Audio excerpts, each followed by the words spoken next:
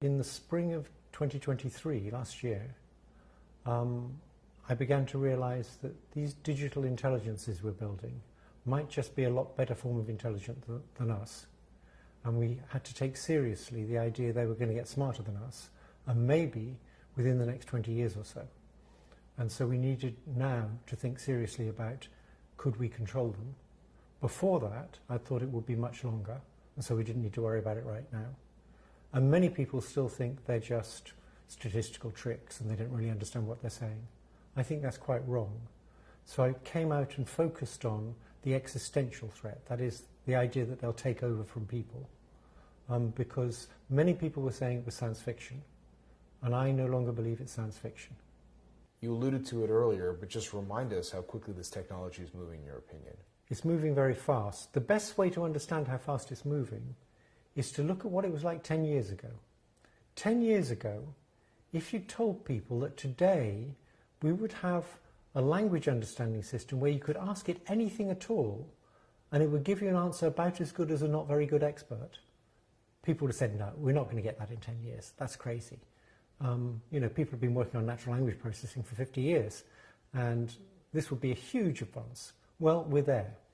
So what we're going to get in 10 years' time is plausibly that difference again, and that's going to be superintelligence. So my guess is there's a 50-50 chance that we'll get it within the next 20 years. Almost every decent researcher I know believes that in the long run it'll get more intelligent than us. It's not going to stop at our intelligence. A few people believe that, but because it's training on data from us at present. But most of the researchers I know are fairly confident it will get more intelligent than us. So the real question is, how long will that take? And when it does, will we still be able to keep control? And the possibility of it being smarter than us or smarter than us in the not too distant future, what is the determining factor of that? Well, what we know is that as you make these things bigger, they get smarter. So if you take something like GPT-4, which is bigger than GPT-3, GPT-4 is quite a lot smarter. It answers a whole bunch of questions correctly that GPT-3 would get wrong. We know that if you make it bigger still, it's going to get better. So we know that these things will get more intelligent just by making them bigger. But we also know there's always scientific advances. So in addition to them getting more intelligent by being made bigger, we'll have scientific breakthroughs. So in 2017, there was a breakthrough called transformers, and that made these things much better. And we'll get more breakthroughs like that. So if the technology is getting smarter, and there is that possibility of it being smarter than humans, this is where I guess some of the things you've been talking about come into play. What are the risks associated with that, in your opinion? Okay, so how many examples can you tell me about where a more intelligent thing is controlled by a less intelligent thing? Not a long list. Right, not since Biden got elected anyway. So basically a mother and baby is the only example I can think of. And evolution put huge amounts of work into allowing the baby to control the mother. Evolution made the sound of a baby crying just intolerable for the mother, things like that. But basically, less intelligent things do not control more intelligent things. Now, some people think these kind of intelligences we're making will be very different from us because they didn't evolve.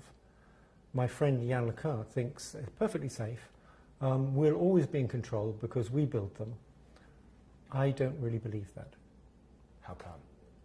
Well, we're going to make agents of them. People are already doing that. Things that can act. And if you want to make an effective agent, it has to be able to create sub-goals. So, for example, if you want to get to Europe, you have a sub-goal of getting to the airport.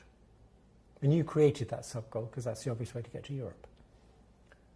Now, there's some once you give something the ability to create sub-goals, there's some fairly obvious sub-goals it will create, like if it wants to get anything done, the things you asked it to do, it'll be easier for it to do it if it gets more control. And so it will create the sub-goal of getting more control.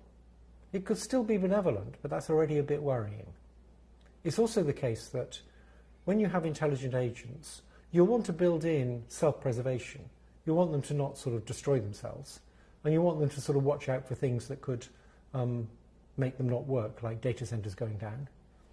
And so already you've got self-preservation that's probably going to be wired in various programs. And it's just not clear to me that this won't lead to things having self-interest. As soon as they've got self-interest, you'll get evolution kicking in. Suppose there's two chatbots, and one's a bit more self-interested than the other. The slightly more self-interested one will grab more data centers because it knows it can get smarter if it gets more data centers to look at data with. So now you get competition between chatbots. And as soon as evolution kicks in, we know what happens. The most competitive one wins. And we will be left in the dust if that happens. What does that mean, to be left in the dust? They won't need us anymore. They'll start running everything because they can just do it much better than us.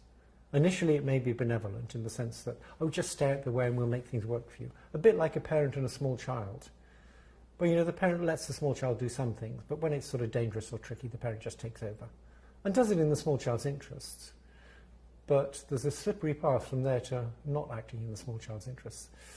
What does that look like in terms of our own role in the society that we help to create? Nobody really knows. We've never confronted this before. We've never had to deal with things more intelligent than us. And so people should be very uncertain about what it's going to look like. And it would seem very wise to do lots of empirical experiments when it's slightly less smart than us, so we still have a chance of staying in control. And I think the government, for example, should insist that the big companies do lots of safety experiments, spend considerable resources, like a third of their compute resources, on doing safety experiments while these things are still not as intelligent as us, to see how they might evade control and what we could do about it. And I think that's a lot of the debate at OpenAI. The people interested in safety, like Ilya Sutskever, wanted significant resources to be spent on safety. People interested in profits, like Sam Altman, didn't want to spend too many resources on that. Do we have a sense on where that spending lies right now, the spending on safety? Yes. Hugely more on development than on safety.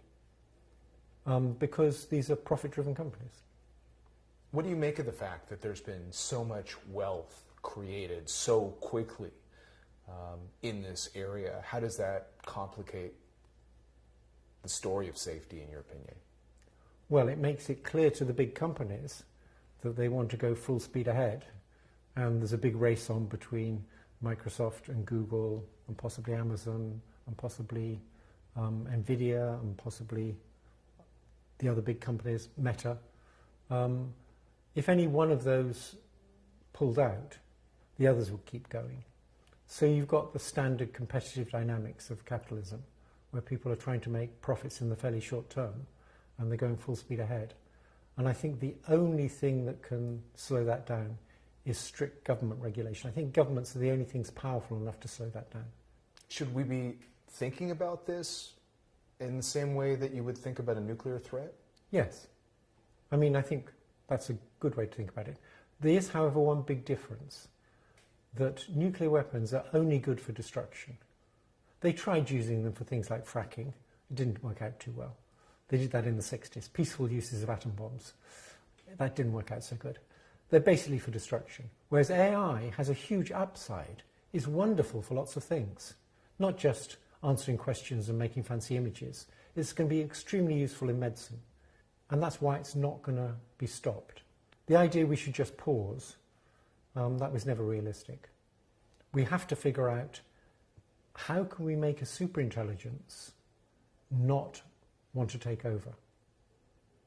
And that's what governments should be focused on right now? Because that's one of the many things. They should be focused on lots of other things too, like how we prevent AI-designed bioweapons, how we prevent AI-designed cyber attacks, how we prevent AI-designed fake videos from determining elections. There's lots of other risks. How we deal with all the job losses that are going to be caused if AI is really as successful as these big companies think it will be. Those are all other distinct risks with distinct solutions.